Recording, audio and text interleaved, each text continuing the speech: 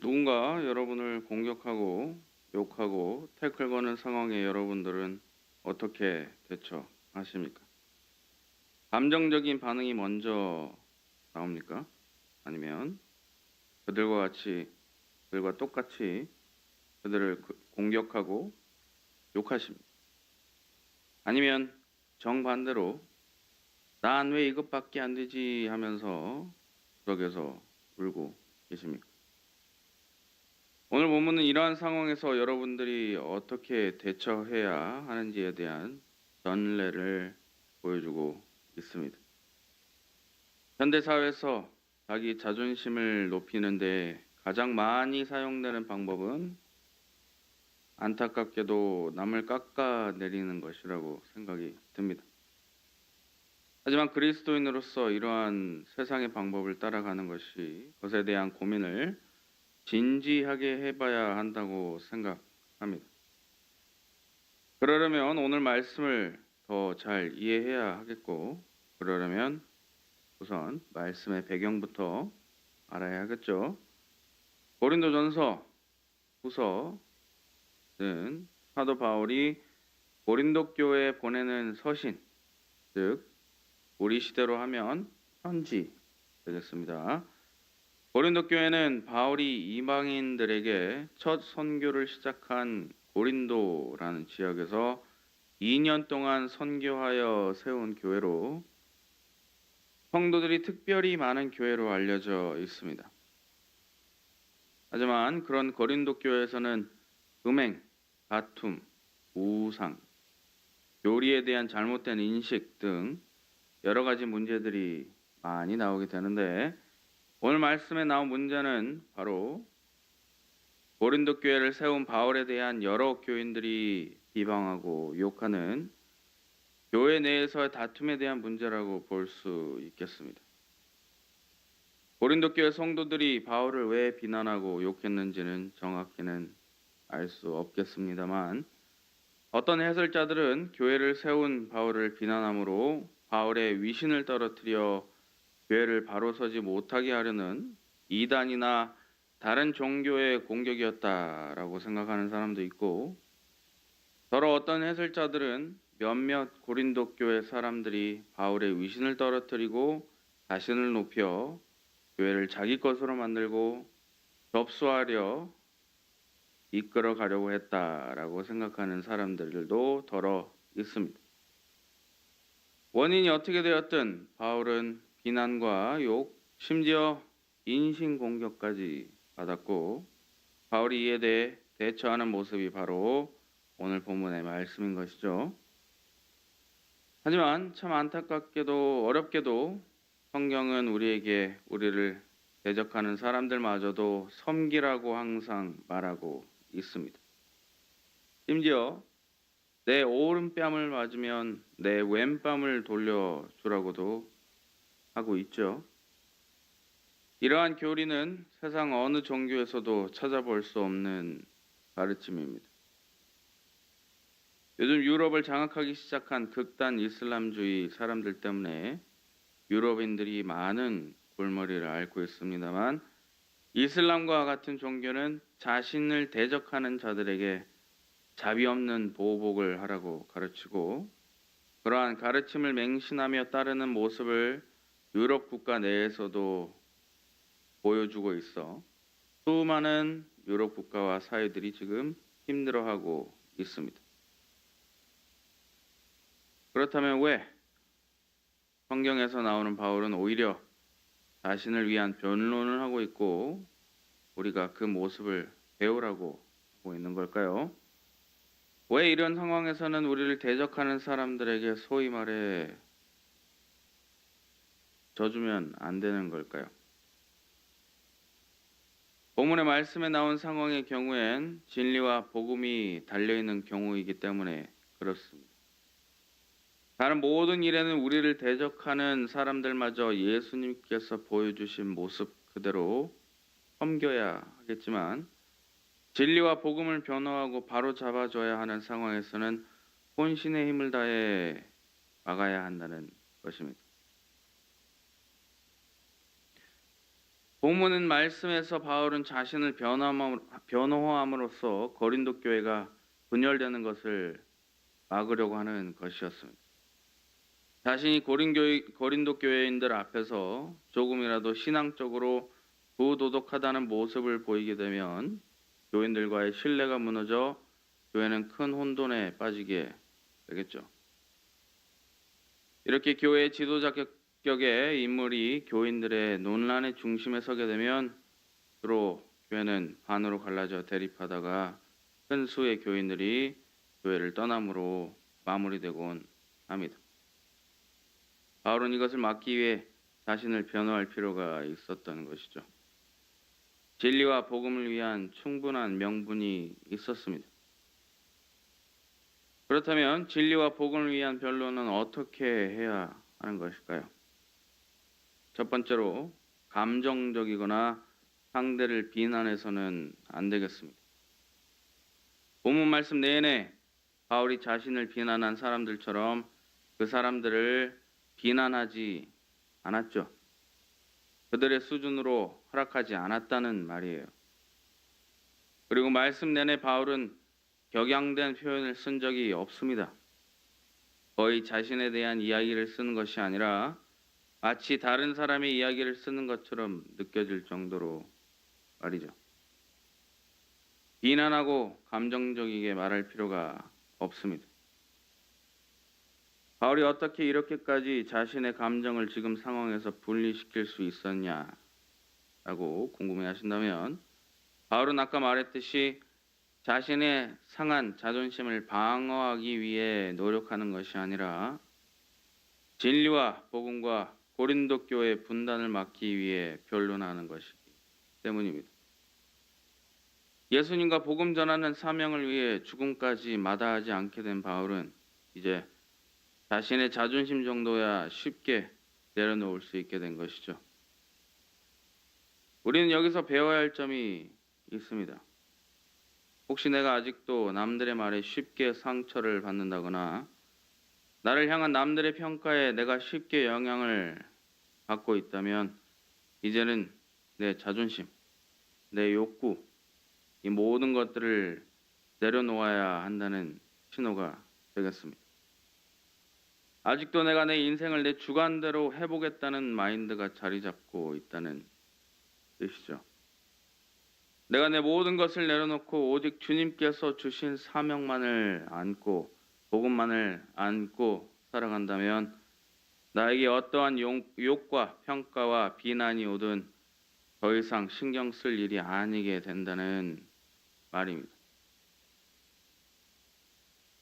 나를 평가하실 분은 오직 하나님이시고 나에게 진정 의미 있는 유일한 말은 내 사명을 다하고 저 천국에 돌아가 천국문 앞에 섰을 때 들을 잘하였도다 착하고 충성된 종아 밖에 없으니까 말입니다.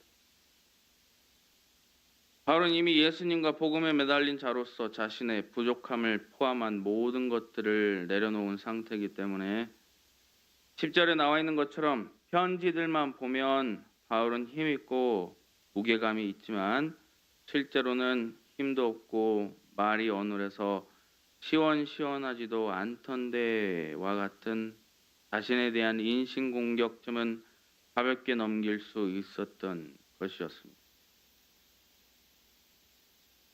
둘째로 바울은 신앙의 기본과 원리를 기반으로 상대의 잘못된 점들을 일깨워 주었습니다. 바울을 비난한 사람들이 바울을 외모로 비난하자 바울은 7절에 뭐라고 말합니까? 너희는 외모만 보는도다. 사람을 외모만 가지고 판단하지 말라는 말이죠. 그러고는 뭐라고 합니까? 만일 사람이 자기가 그리스도에게 속한 줄을 믿을진데 자기가 그리스도에게 속한 것 같이 우리도 그러한 줄을 자기 속으로 다시 생각할 것이라. 이게 무슨 말이냐면 내가 주님께 택함받고 구원받은 특별한 사람이라고 내가 스스로 믿는다면 다른 사람도 동일하게 주님께 택함받고 구원받은 특별한 사람이라고 생각해야 한다는 뜻입니다. 우리 모두 주님 안에서 동일하게 특별한 사람인데 외모만을 보고 판단하지 말아라 라고 공고하는 말이 되는 것이죠.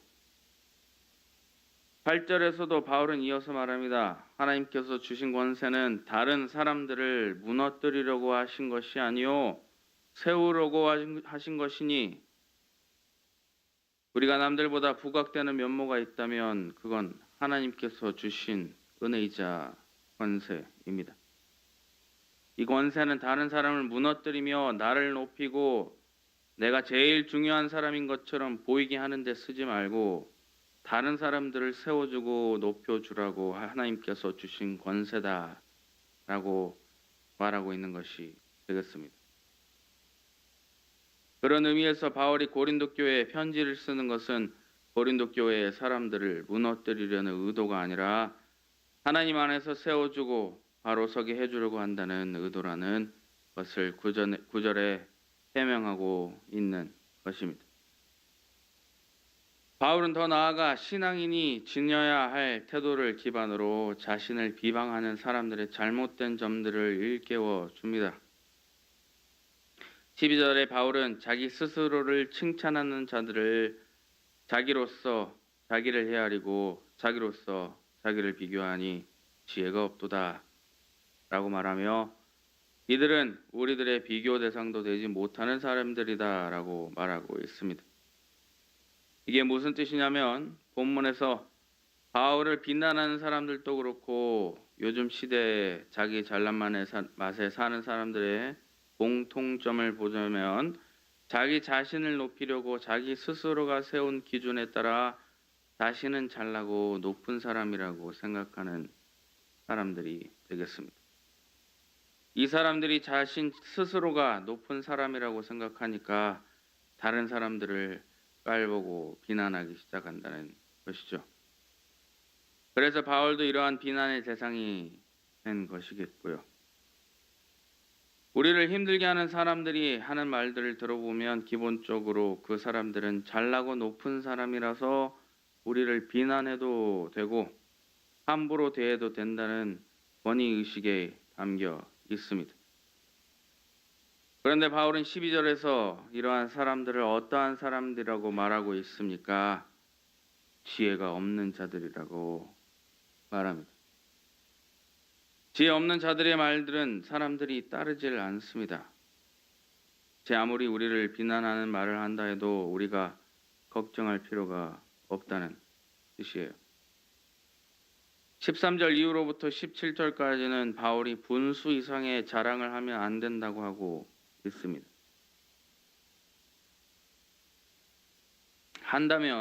만약에 한다면 오직 하나님이 우리에게 나누어 주신 그 범위의 한계를 따라 하노니 라고 되어 있죠. 즉 하나님께 자랑의 영광이 돌아가야 한다는 것이에요. 내가 하는 모든 자랑들은 하나님께서 얼마나 많은 은혜를 나에게 어떻게 베푸셨느냐만 가지고 말해야 한다는 뜻이 됩니다. 다른 자랑은 할 수가 없을 것이 우리 인생은 다 하나님 은혜로 살고 있기 때문에 그렇습니다. 그렇지 않습니까? 이 사실을 알고 있는 사람이라면 우리가 자랑할 것은 우리 하나님밖에 없다는 사실을 고백하게 될 것이에요. 또한 이 사실은 그 어느 누구도 다른 사람을 비난할 수 없다는 사실을 일깨워 줍니다. 누군가를 비난하려면 먼저 비교를 해야 합니다. 아까 말씀드렸다시피 비난하는 사람들의 눈에는 비난받는 사람의 인생이 자기 스스로 만든 기준에 부합하지 못하다 생각해서 비난하는 것이겠죠. 그러나 우리 인생의 모든 것이 하나님의 은혜며 각자에게는 하나님께서 각자에게 알맞는 은혜를 주시고 각자에게 알맞는 계획을 가지고 계시다는 사실은 서로의 인생을 비교한다는 것 자체가 무의미하다는 것을 뜻하게 됩니다. 각자에게 주신 특별한 은혜와 은사가 다 있는데 이걸 비교하며 비난하는 것은 마치 눈이 코더러 넌 왜 그렇게 생겼냐? 넌 왜 숨을 그렇게 쉬냐? 비난하는 것과 같이 말 자체가 되지 않는 일이라는 것이죠. 마지막으로 바울은 자기를 비난하는 사람들에게 나를 평가할 분은 하나님이시지 너희들이 아니다라고 선포하고 있습니다. 18절을 다 같이 읽어보도록 하겠습니다. 시작. 옳다 인정함을 받는 자는 자기를 칭찬하는 자가 아니요 오직 주께서 칭찬하시는 자니라. 누군가를 비난하려면 기본적으로 비난하는 사람은 옳은 이야기를 하고 있어야 하며 자신을 칭찬하고 높여야 다른 사람을 평가하고 비난하는 명분이 서게 되겠죠. 그러나 바울은 그 어떤 누구도 다른 사람을 평가할 수 있는 위치에 있지 않다고 명분 자체가 없다는 말을 오늘 본문을 통해 하고 있으며 사람이 옳다고 인정받으려면 오직 예수님께서 칭찬하고 인정해야 한다고 분명히 말해주고 있습니다. 이처럼 누군가 여러분들을 비난한다면 지금 여러분들이 비난을 받고 있는 상황이라면 꼭 기억하시길 바랍니다. 그 비난자들의 말과 생각은 전혀 근거가 없고 수은 거짓말뿐일 지혜 없는 자들의 소음일 뿐이라는 것을요. 그리고 여러분을 비난하는 사람들에게 오늘 본문의 말씀을 토대로 일깨워 주시길 바랍니다. 나를 평가할 수 있는 분은 오직 하나님이시며 그는 나를 온전히 사랑하시고 나의 삶을 은혜로 가득 차게 해 주셔서 나는 영광의 삶을 살고 있다는 사실을 말입니다.